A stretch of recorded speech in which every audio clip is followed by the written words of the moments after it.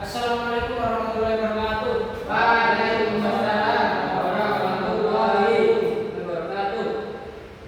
Baiklah anak-anak, pagi hari ini kita akan membahas apa ada yang tahu? Saya Pagi. Oh iya, benar sekali. Biasanya bulan ini berjumlah berapa? 9 Disebut apa? Wali Songo. Kita sekarang kembali. Jadi Sama sebelum kita memulai pelajarannya, marilah kita berdoa bersama-sama. Al-Fatihah. Bismillahirrahmanirrahim. Alhamdulillahirabbil alamin. Arrahmanirrahim. Maliki yaumiddin. Iyyaka na'budu wa iyyaka nasta'in. Ihdinas siratal mustaqim. Siratal ladzina an'amta 'alaihim ghairil maghdubi 'alaihim waladdallin. Amin.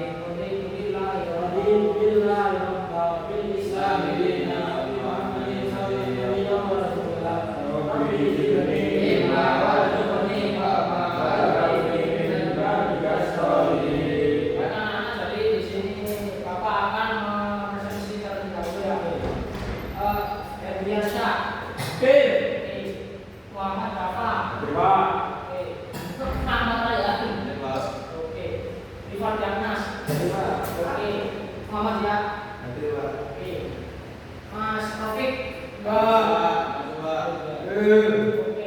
Mas Rama, sudah masuk.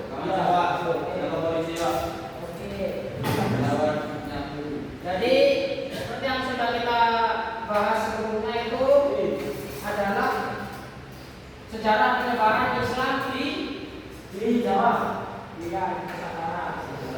Baik, jadi secara untuk pertama kali ini kita akan membahas terkait dengan dakwah Wali Songo. Nah, kira-kira ada yang bisa menyebutkan?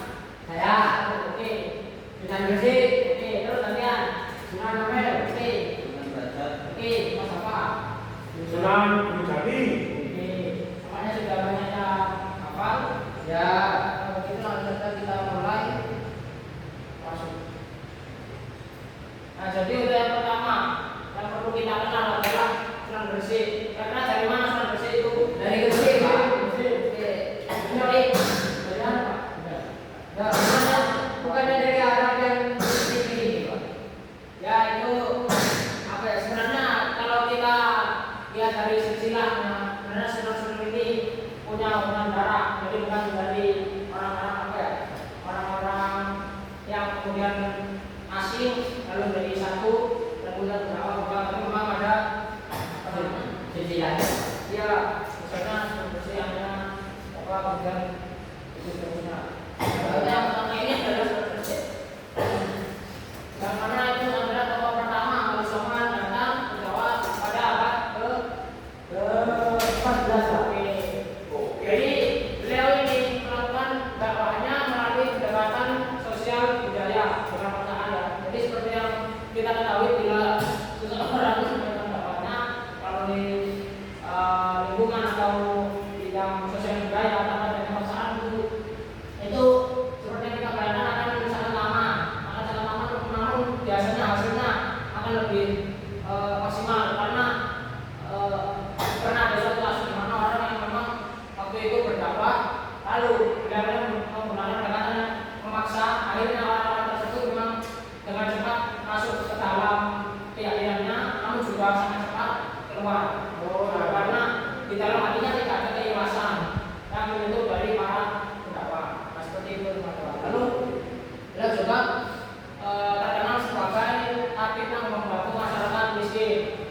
Tabib itu apa, Pak? Tabib itu, tabib itu kalau saya sejenis dokter, tapi biasanya ada di lingkungan desa-desa atau pelosok. Nah, beliau ini membantu merawat masyarakat miskin. Jadi tanpa pandang bulu, beliau tidak memandang materi, tidak memandang visi kondisi.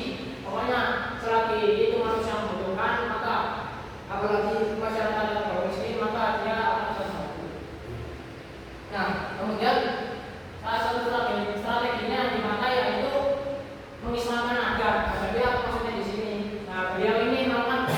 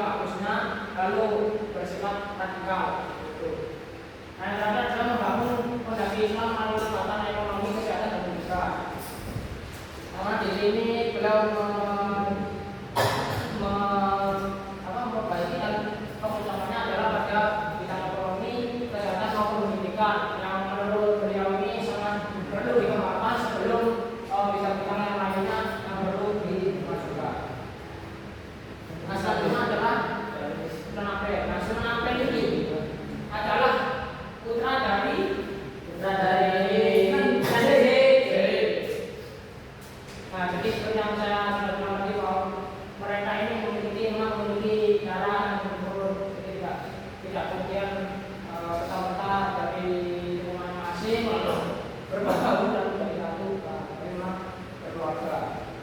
Nah, beliau ini adalah pemilik salah satu pesantren di Surabaya yang terkenal pakai pesantren Amen.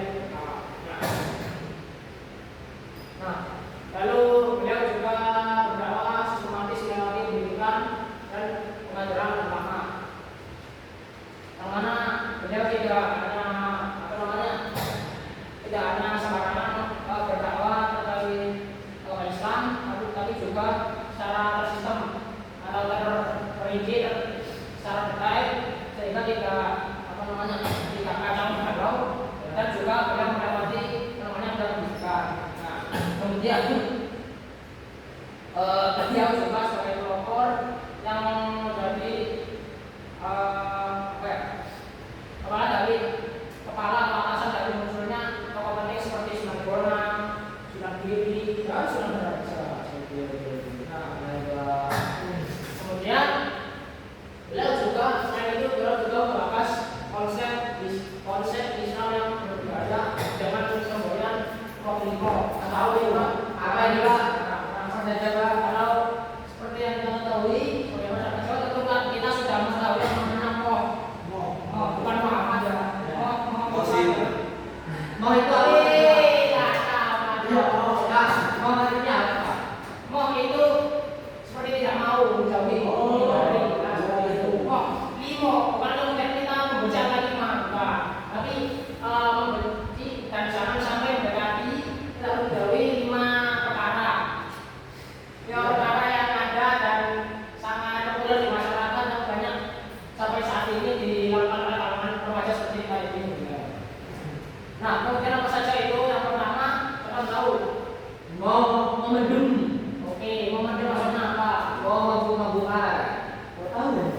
Kalau bisa tahu, soalnya padahal saya belajar. Tapi aslinya saya mana? Asli berdua. Karena di dunia ini patut ditiru ya teman-teman, karena beliau bisa multifungsi, multi bahasa. Nah, itu maaf ya saya. Kaki tadi Pak. Ya, memang seperti itu rutinitas saya.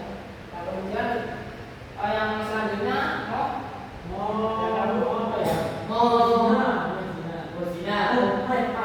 Oke, memadon itu maksudnya gimana? Memadon itu dalam bermain perempuan. Nah ya, jadi seperti misalnya kita pacaran atau kemudian bermaksiat atau melakukan dan sejenisnya, itu adalah termasuk ada yang madon. Itulah cara arti yang namanya mempermainkan perempuan. Lalu yang ketiga itu ada narkoba. Nah, seperti yang kita tahu bersama bahwa narkoba itu memang sangat berbahaya. Saling berbahaya bisa membuat kita fly di narkoba. Nah, karena itu memang semacam zat seperti narkotika dan kawan-kawan seperti itu kan. Dan menghabiskan itu memang jajarnya, bahannya itu sangat bahaya dan jauh lebih bahaya dari pengalaman yang selama ini kita ketahui ya. Dan itu masih banyak lagi ya, bukan hanya narkoba seperti narkotika, kemudian menyapu seperti itu, lalu misalnya seperti itu. Lalu yang tiga, kemudian selanjutnya ada yang menyolong. Jadi menyolong ini bukan berarti hanya kita mengambil barang-barang seperti yang bisa kita lakukan, namun juga kita misalnya berbagi uang, cuman itu dari uang hasil kita memang kita kan tujuannya baik, kita ingin berbagi. Namun kalau caranya salah, sama saja semuanya juga. Nah, seperti itulah. Jadi seperti ketika kita misalnya mengetahui korupsi, mandi dan lain sebagainya, itu adalah termasuk agama mandi. Lalu yang terakhir, kita tahu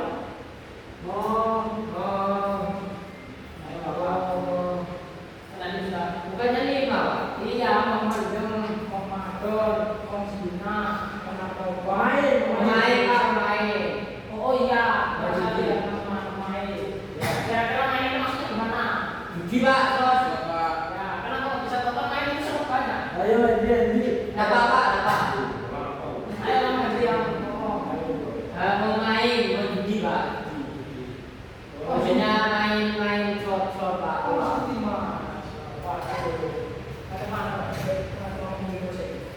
Nah, jadi ya memang kita harus tidak boleh main ya, meskipun judi itu dari kita hasil kerja keras atau dari kita hasil apa, infak atau dari uang dari hasil donasi, misalnya kita dalam membeli beberapa lembaga seperti pesantren, masjid, kemudian tempat ahli dan lain sebagainya, itu kita juga tetap tidak boleh memanfaatkan hasil-hasil dari usaha tersebut untuk bermain seperti judi.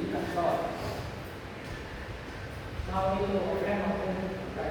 Lalu kemudian beliau juga aktif dari hubungan dengan para lima baik. Jadi beliau ini punya banyak sekali kenalan di sana, terutama para petinggi majlis baik.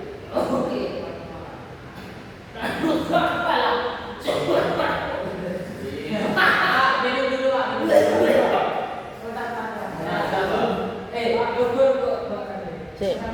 Bentar teman-teman.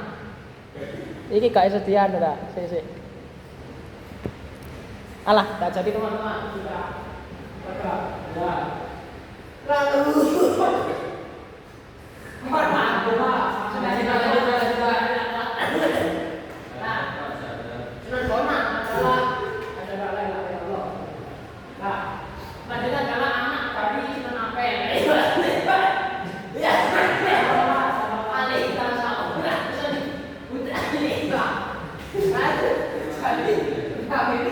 sangat mendalamnya namanya budaya dan jiwa seninya sangat tinggi, teman-teman. Masa depannya sangat terlihat. Nah, kemudian dengan begitu beliau memanfaatkan saking dalam memanfaatkan bakat dan minatnya menggunakan gamelan atau musik seperti yang dulu kita ketahui, seperti kalau kalian tahu orang Bintan ya, jadi gamelan, kemudian dan saya agak lupa seperti itu. Dan kemudian ada beberapa lagu Jawa, lalu wayang. Jadi beliau tidak hanya memainkan wayang hanya untuk kesenangan pribadi, ya. Namun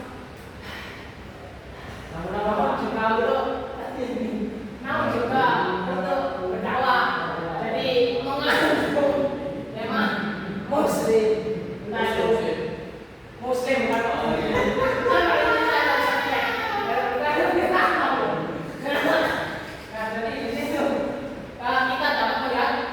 di sana kan ada wayang yang dimainkan itu bergaya Islam atau yang kaitan partai-partai pokok dalam keagamaan. Lalu yang selanjutnya adalah masalah seperti Tombahati. Lalu yang juga berhubungan Islam seperti Tombahati itu kita tidak perlu nanti ya karena nah itu Tombahati yang perlu kita ketahui adalah 5 nama. Tombahati ada 5. Yang pertama itu Tombahati yang kita tahu adalah Tombahati artinya obat hati. Lalu sini ada berapa? 5. Oke, ada 5. Apa saja? Baca Quran dengan hatinya. Oke, lalu sholat malam. Oke, lalu kita juga bertemu dengan orang baik. Lalu juga berpuasa. Lalu juga menjaga sholat dan juga sering-sering berzikir. Tidak begitu pikirnya berjenis apa yang penting disampaikan kemudian kepada Allah Subhanahu wa taala. Kemudian yang selanjutnya adalah wayang yang digunakan. Nah ini seperti yang telah saya sampaikan tadi, itu berkait lagi dan mana mengandung ada. Kemudian Pak, saya punya dengar lagunya Pak, yang tadi Pak. Apakah bisa dicontoh lagunya? Ini bukan kenapa ya, tapi waktunya waktu. Oh ya, ini sudah kurang 4 menit lagi. Saya rasa tidak cukup. Baik Pak. Nah kemudian ini adalah dari Sunan juga saudara dari Sunan Bonang. Percakapannya di Paciran dan Perkasitan, Paciran teman-teman.